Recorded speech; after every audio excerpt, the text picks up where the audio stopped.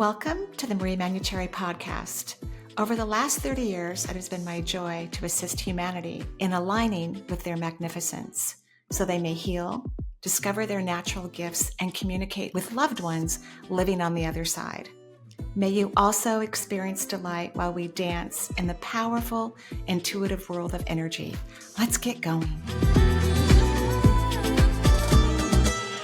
Welcome to Where Energy Meets the Divine. I hope that all who are listening today, which this will broadcast on January 20th, I'm recording this in the Pacific Northwest in the US. It's about 28 degrees, very cold. I just finished a freezing walk with Charles, but thank you to my oldest who bought me these for Christmas, gave me these really lovely hand warmers. They're digital, they're battery operated. You stick them in your gloves. They last for like an hour and a half.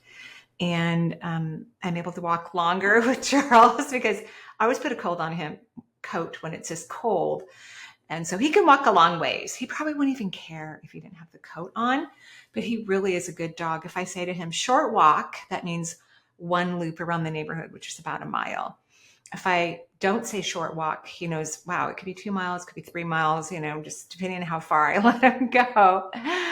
But even today I said short walk because it was 28 degrees. And I was so warm and toasty when I got to our turnaround point.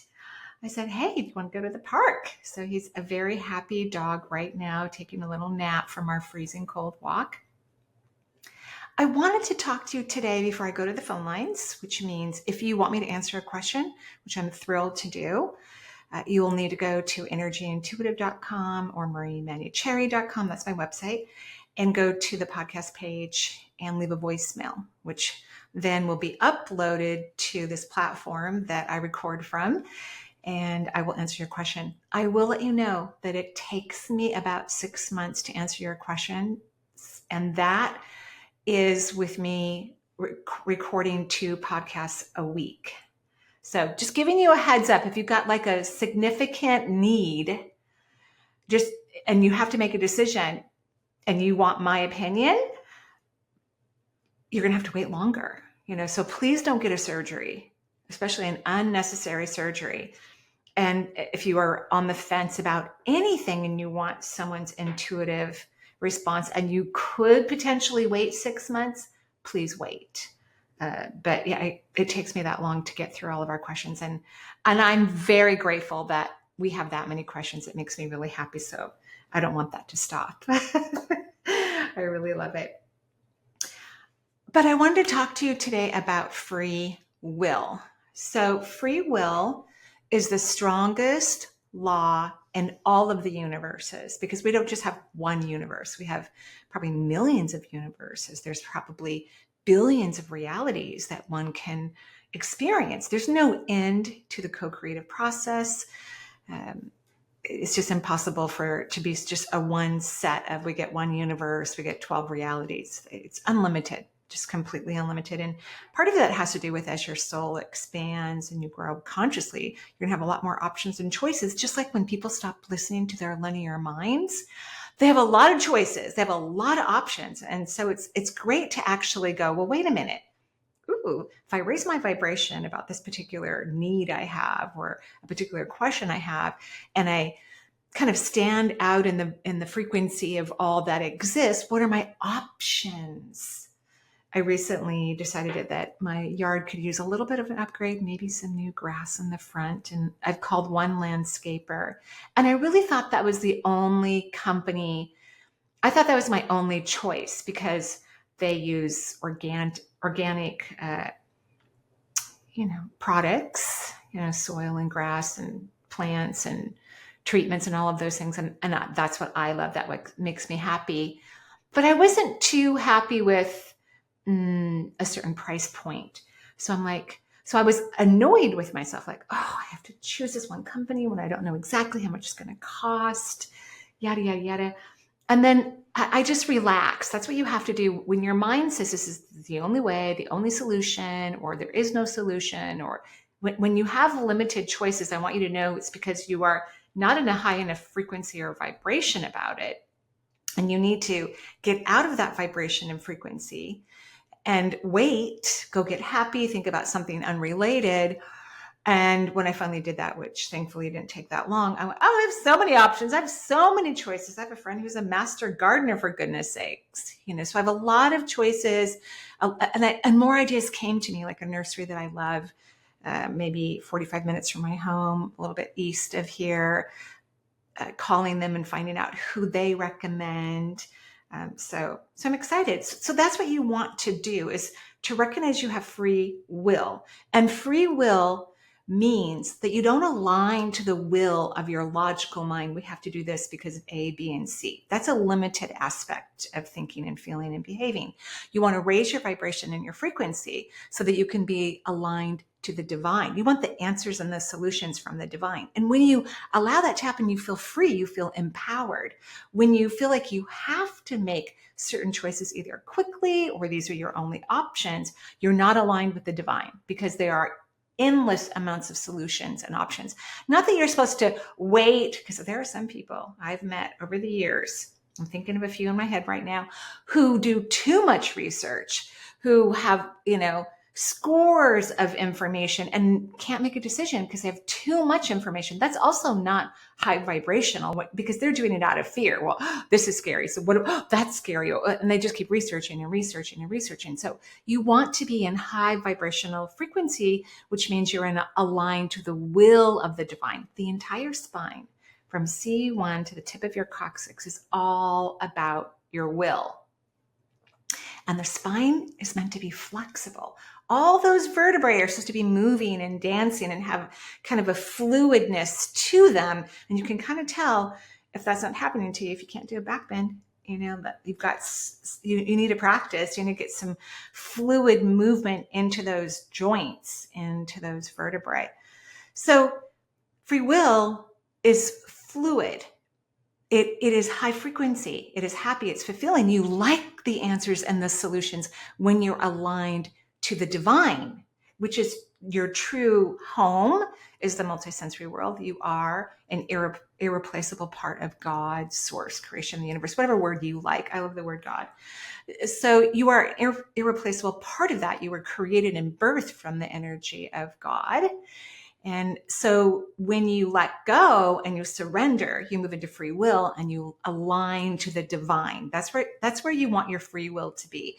And the divine is also playful. Like when I heard, ooh, call that one nursery that you like east of you. I'm like, oh, they're not open on Sundays, because today's a Sunday. I would have called them today, but I'm going to call them tomorrow. They might not be open because it's a holiday in the US. But I'm like, oh, I'm curious to see what they have to say, what their recommendations are. And when you're gathering knowledge, when something is right, it feels good. Not, oh, I have to do it this way, or this is the only company or the only job I can have, or the only friends I can have, or the only way I can create wealth, or the only way my body's going to get better. No, there is unlimited high vibrational resources available for you, solutions, paths that are excellent, that feel incredible, that can make you very, very happy. So you want to get out of the way, let your back be flexible, and wait until something just feels delicious. So there's a difference between something you think is delicious versus a feeling of deliciousness. Right? There's a difference between that. There's a different vibration between a thought, oh, I need to do it this way, because logically it makes sense. Like, I prefer organic products in my yard. I don't like herbicides unless it's an absolute have to. I remember recently the HOAs had hired someone to look at the trees close to my property because they can fall, so that it's part of the HOA. So if it falls on my house, they have to pay for it. So they check them every few years, which I greatly appreciate. And when the arborist came down, he actually told me about 3 of my plants that had a disease on them. And what he quoted me was a very significant price to have them healed. Very significant. Like, I was shocked by the price. I could buy probably at least 20 plants, brand new, full size, for the price that he quoted me. And I thought, oh my gosh, I'm going to have to dig those out and throw them away, I guess. I don't know, because I wasn't going to pay that. And then a couple days go by, I let go, I start to move into free will. I wasn't even thinking about it. And I just kind of Googled natural solutions for this one particular disease. And the answer was easy. It costs like $10, some organic neem oil, which is a great pesticide that's natural. Sprayed it on them a couple times, and voila, the disease is gone. So I think as humans, because we have so many things coming at us that are bombarding us that we're trying to fix and move on, go to the next issue and find more solutions, is that we have to just stop and get out of the way and let the universe just bring you the best fun solution. I mean, I love to spray natural oils on a plant to kill pests. I mean, hello. That makes me super happy. That brings me great joy. Happy to skip out to the yard and spray it down and watch that disease is gone now. So I'm asking you to align to the divine, which is your free will. So free will is that it's free. The alignment to this awareness and form of consciousness that we're calling will is beautiful. It's easy. It will always work with your needs. It will make you happier than choosing things that you think are appropriate or need to be correct.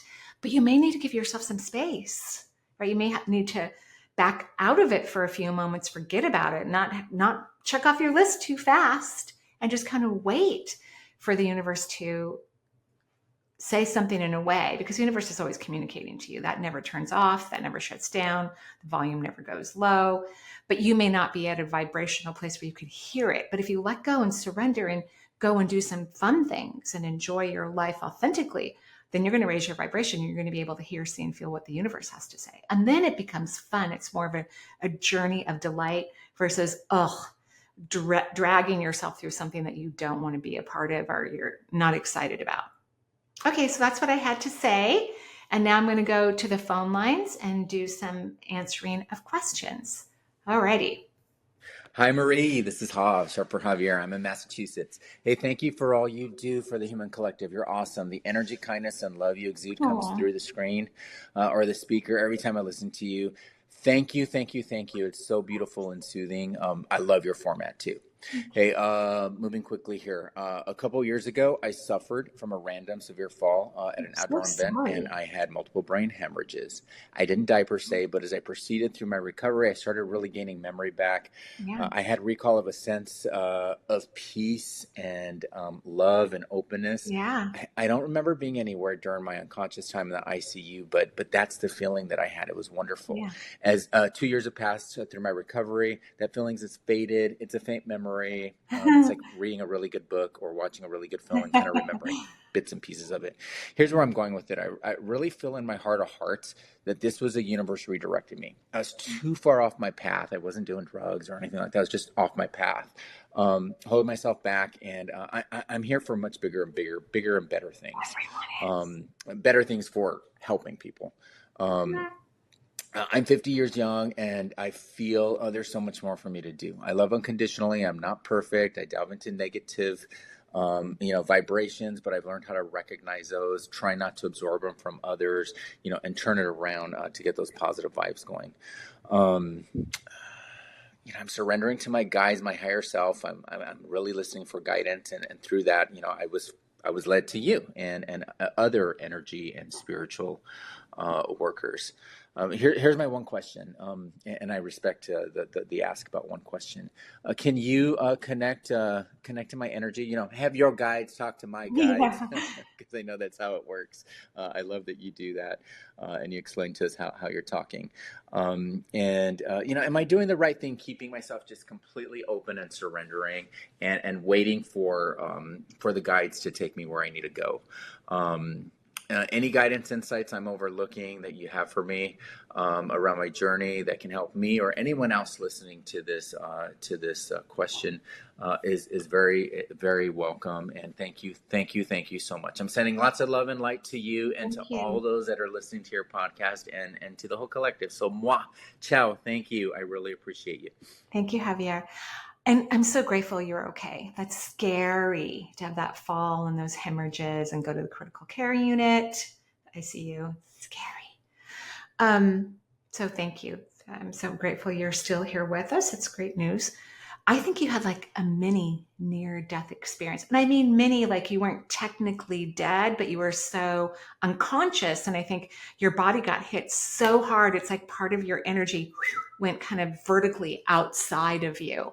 And that's why you don't have a significant memory of what occurred, because people who have near death experiences and who remember them, from the moment that it occurred when they woke up and they remembered it, it's so vivid for them. It's and of course, most of them were happy they were dead because they were having so much fun. They didn't want to come back. But I think you had a mini near death experience. So here's what I want to say. And as you know, nobody has to do anything I recommend. It's not about waiting for the spirit guides. Spirit guides are always communicating to us. That's not the problem. I mean, when I was 19, before I met my children's father, because I got married 10 days after my 20th birthday. So when I was 19 and I was in community college, and it had a 2-year RN program, which I ultimately attended probably a decade later. Yeah, it was a decade later, actually, after 3 children. I had lunch with nursing students. They were all telling me I should go to nursing school, which means my guides were talking to them, talking to them. And 5 years before that, I was having my back corrected by a chiropractor that was a family healer for our family. And my mother had said to me one day that when I got in the car, she dropped me off and, I picked me up. And after my adjustment, she said, our chiropractor has a partner who does something. I think it's some sort of energy. I don't really know. Do you want a session with her? And I said, no. So it's not about the guides aren't talking to us. They talk to us years before we actually hear them, until we learn to raise the frequency and the vibration of our own subatomic particles, until we are more consciously aware of our surrounding energies and our internal energies, so we can pick up what to most human beings are very subtle cues that help us to go, I think something's wanting to talk to me. So I'm going to do some automatic writing. I automatic write every single day, not because I always feel something knocking on my door. It's just that I know I have an opportunity to receive information if I automatic write. So it's something I do all the time. But what I heard would be great for you, Javier, is you do need to fall in love with yourself. Yes, you love the collective. You unconditionally love everyone. It's quite beautiful. And yes, you can do things to help other people, but you need to figure out the thing that's going to bring you the most joy, because helping other people can take energy, but if it's bringing you joy, it feeds you unconditionally and helps you to expand that ability and grow that ability. That means it's a natural gift for you, and it will be super effective for a lot of people in the world, and it could have an incredible impact on people in the world, which is really my favorite. Like, although there are times I like for what I do to be far reaching, but what I love the most is that it's impactful. That's what brings me the greatest joy. It's like it really impacts people and helps them to change. That's fulfilling for me, extremely fulfilling. So you have to fall in love with yourself. And I'm not kidding when I say this. And it's not a thought, it's an emotional experience. It's a beautiful emotional experience. So that's your homework. And then you'll be able to hear what your guides have probably been talking to you about for over a decade. Okay? Thank you. Hi, Marie. My name is Kerry, and I live in California. And I have been wanting, I really would love to meet my spirit guides, my angels. I know they're all around me, um, but honestly, I don't feel them, but they do leave me clues. I don't know, maybe I'm trying too hard, but I've really changed my mindset on being more positive and caring and watch what I think about other people, and I'm just really trying to be the better of me. I really would like to be a Reiki healer, Reiki master, I'm not really sure if it's in my cards. I know it's just a desire that I have, although I don't really ever have never really ever had um, any kind of acknowledgement from my guides, or I haven't heard anybody. Um, anyway, I just have so much desire for to make life better for me and for everyone else that I absolutely can help. I appreciate your time. I love your show. I love watching you. I love listening to you. Thank you so much. Have a wonderful, blessed day. Thank you, you as well. So, Kerry, what I heard when I was listening to your question is I believe many times why people don't hear or see or feel communication from their spirit guides, along with not running their energy high enough, which is something you're still working on, but you do have what I can see some moments where you're in a lot of elevated frequencies, like joy, authentically. But so the other toss of the coin is that people don't ask the right questions. And if you're asking a question that bothers you, that irritates you, that frustrates you, that you have a lot of fear is never going to get answered, then that's not the right question. You need to go general. So let's practice you raising your vibration. So that means doing things that authentically make you happy. Authentically, you personally. And then when your energy is elevated, speak to the universe with your mouth out loud, go into like a favorite room of the house and then say, please express to me whatever's in my highest good. Don't ask about work. Don't ask about careers, because it's a trigger for you. People will ask over and over and over again the same question for years because they want that thing so bad. But when you're in this wanting aspect, you're actually pushing it away. You have to become content the way your life is, even if you think something is missing, which it may not be. Because as soon as you get in that desperation, where is it? And, oh, I've waited so long, or you're pushing it away because that's a lower frequency. It's a form of victimization too, maybe a mild form, but it is a form of victimization. We want you to be able to feel, sense, hear, know your spirit guides. That means you need to ask the questions effectively. Please express to me whatever's in my highest good. And then you detach from the question. You stop thinking about it. You look or feel or get in connection with something unrelated to the question. If you like to bake, then go in the kitchen and bake something. If you love tea, go in the kitchen and spend your time heating up some water, getting your favorite teacup, finding your favorite bag of tea. Just really distract yourself and get present in the present moment. And then you may feel like a tingle in your body or some light. When my guides want to get my attention, it'll feel to me, and everybody could be slightly different. In other words, it could look like I'm a picture, but it doesn't have to.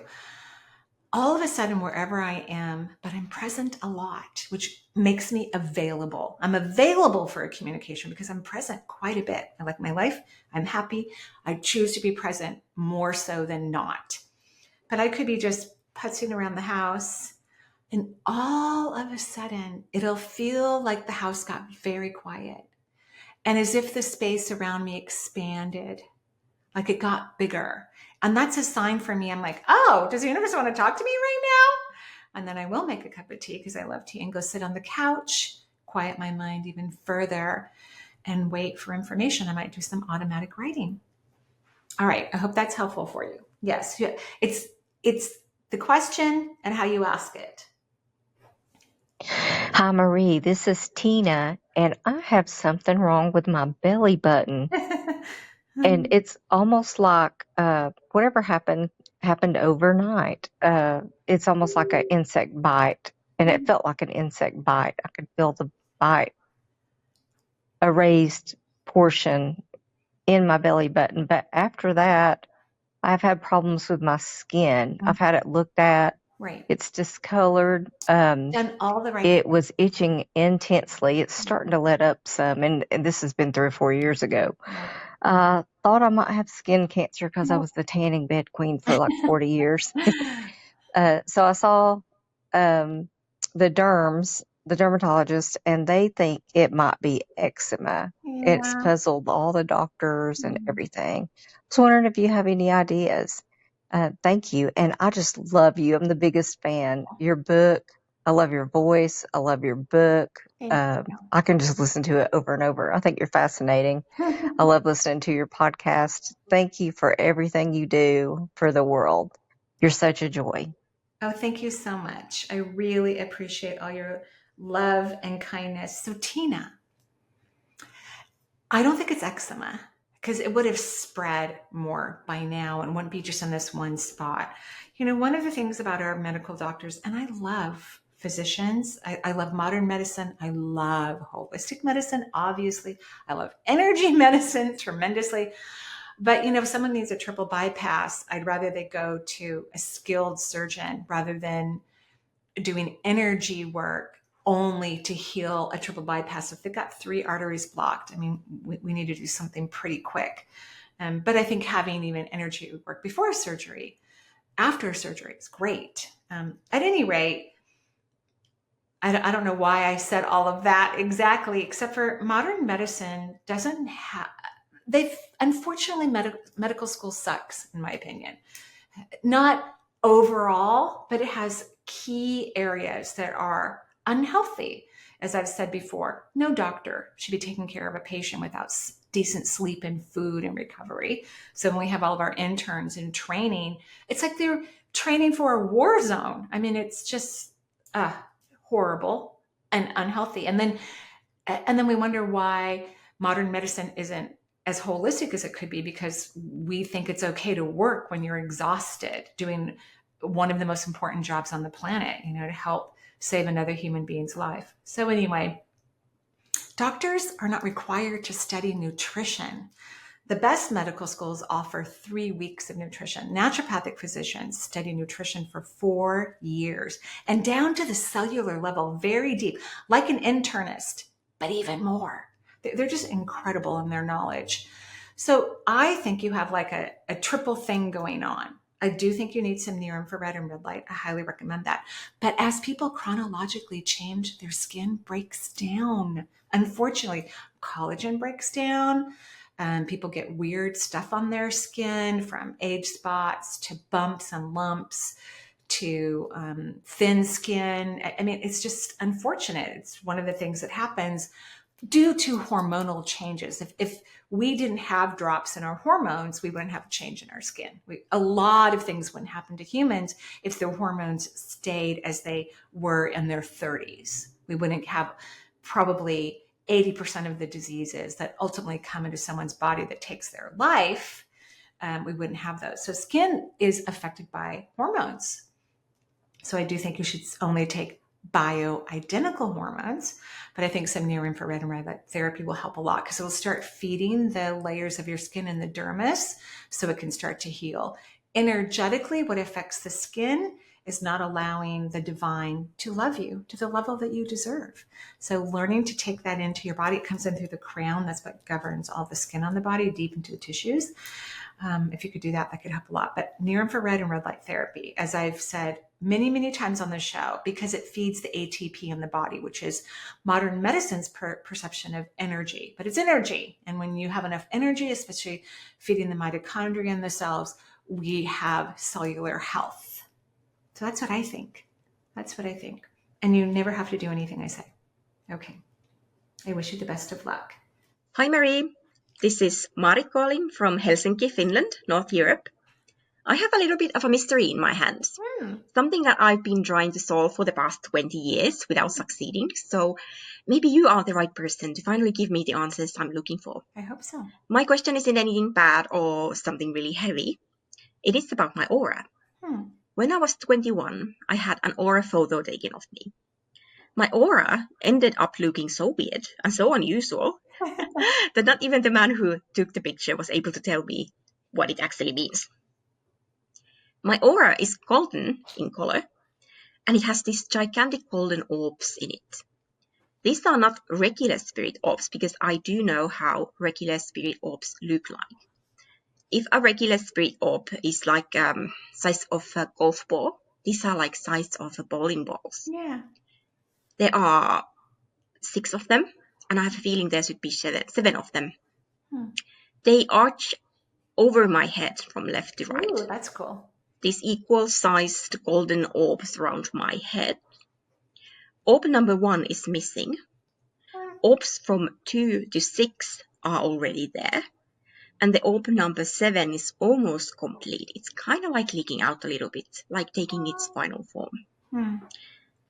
The closest I have come in my research of this phenomena are European medieval paintings of saints and ascended masters who are pictured with a halo or orb arch around their heads.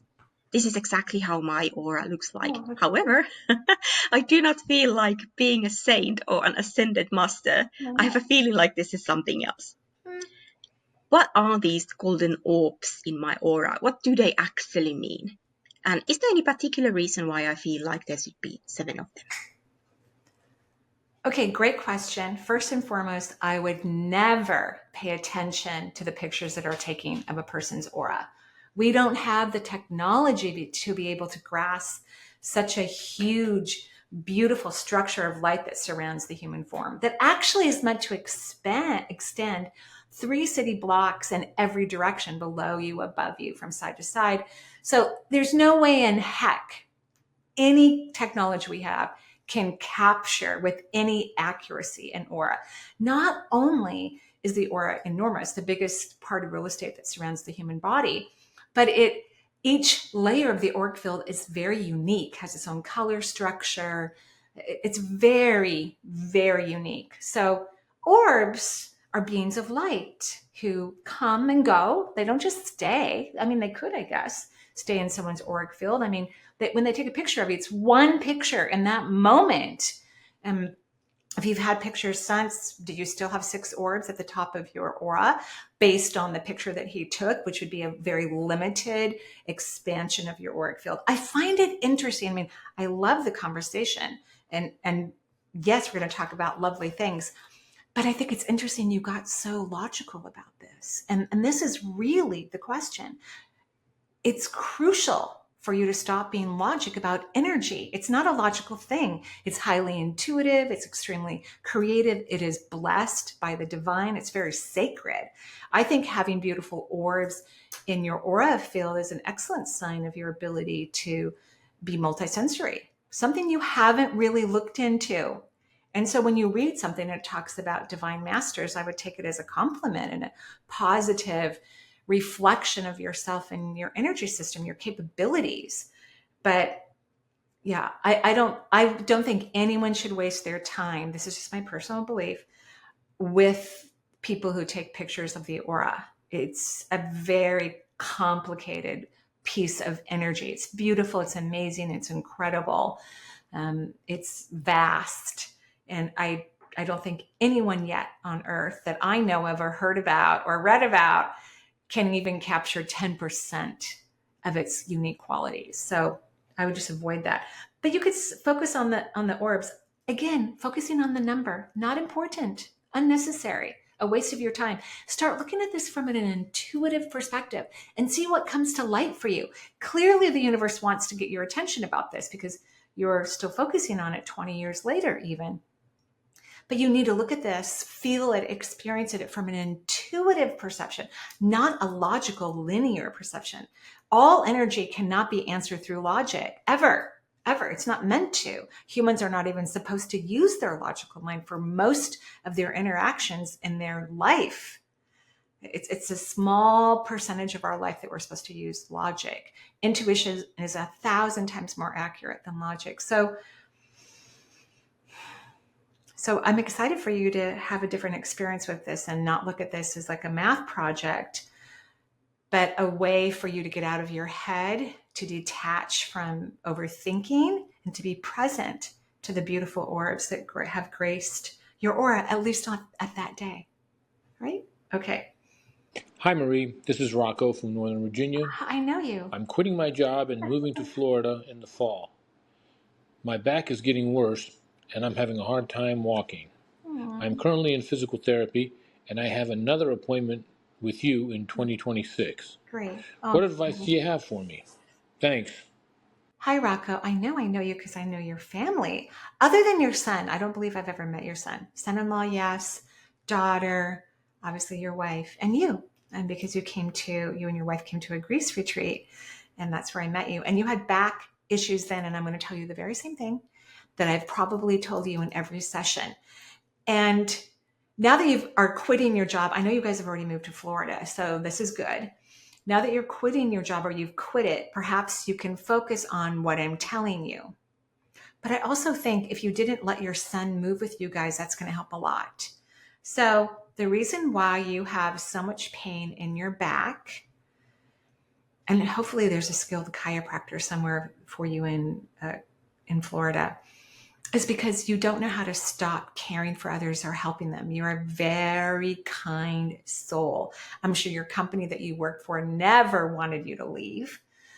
You're very, very kind soul. And you are in this vibration still of that you have to help everyone. Even if you don't think you're thinking that, it is how you move across the planet.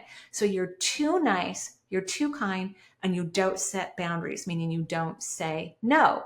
Quitting your job is going to help you because you have less people that you're taking care of even coaching, because you had this really great leadership role. I think it was engineering that you did of some sort, where you coached people in their work environment so that they could become even better at their job, which is really lovely. And then you had one child that just wouldn't leave the house. Now, you guys wouldn't kick them out either.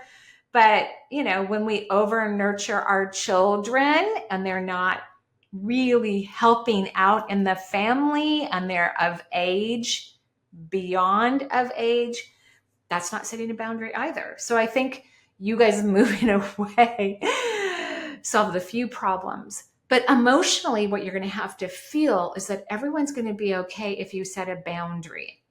You feel, probably unconsciously, that you have to be like the definition from a religious perspective of Christ, where Christ is really over giving and over nurturing. The true definition for Christ loved his lifetime here, enjoyed himself immensely, loved living outside, loved walking around the world, loved touching the hem of people's clothing and allowing them to heal. That Christ loved that. It fed Christ energetically. Clearly, we weren't ready. The majority of the human consciousness was not ready for a soul like Christ. But as all humans need to remember, is that hundreds of thousands of people died the way Christ died. So it wasn't an unusual death at all.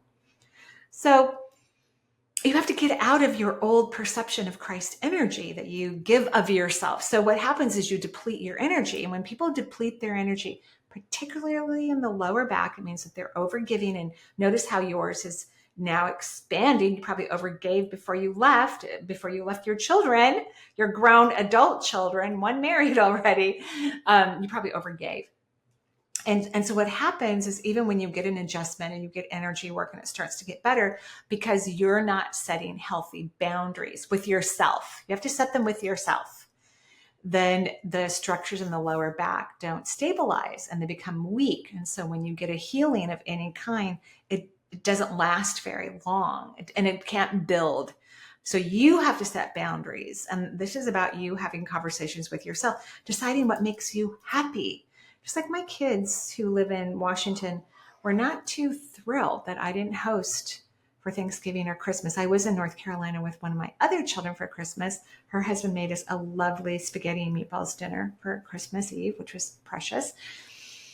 My kids aren't thrilled by it. They're not. They complained quite a bit about it. They were very kind to me and showed me how much they missed me. But I still don't want to host holiday dinners. So I'm not setting a boundary with them. I already tried that. I already tried setting boundaries with them so I could be happier. It didn't work. So I have to set a boundary with myself because I want to cave sometime and go, oh, it's okay. We'll do it at my house, right? But I just don't want to. I know that about myself. So you have to know yourself. You have to get clear. And you might feel that you're being selfish. And if you feel like you're being selfish and you're conscious awakening of what you really want, or in your conscious choices and setting boundaries of what you really want, then you are on the right track. And then the spine can start to have more energy there and hold on to healings so that you can continue to walk and have independence in your physical form. That's your homework. And this is not our first conversation about this. So let's get going. Okay, thank you. Hi, Marie. My name is Marisela from Mount Vernon, Washington, originally from California. I was wondering if my family is going to ever move from California to Washington with us. I'm anticipating her move and is still in the process, but it's taking a long time. Yeah. And I was wondering if you have a time frame. My mom is diabetic and is a senior, so we would like her to move as soon as possible. Thank you so much. We really appreciate you and what you do. My brother's a big fan of yours. Thank you so much. Thank you so much. I really appreciate it. I hope your family was not affected by the fires in LA, because those have been incredibly heartbreaking and tragic. So I hope, because you left this recording months ago. But what I have to say about your mom is just go get her. She is stubborn, very stubborn. She's going to wait till the last minute. She doesn't like change. So hopefully all of your families in California are safe, and their homes are safe, and their bodies are safe, and their livelihood is safe. Go get your mother. Don't wait for her. Just go get her. Say, Mom, we got to go. Come on. Let's go. Just go get her. That's what I say. My name is Sandra, and I've had a lot of spiritual experiences in my life. They've kept me inspired and given me strength, knowing this different reality. I've done a lot of work to heal from childhood emotional abuse, but now in my later years, I'm finding myself weeping frequently without words or thoughts associated necessarily or feelings, except this one thought that keeps coming back, and that is that my mother liked to tell me that my father was disappointed in me, and that made me very sad.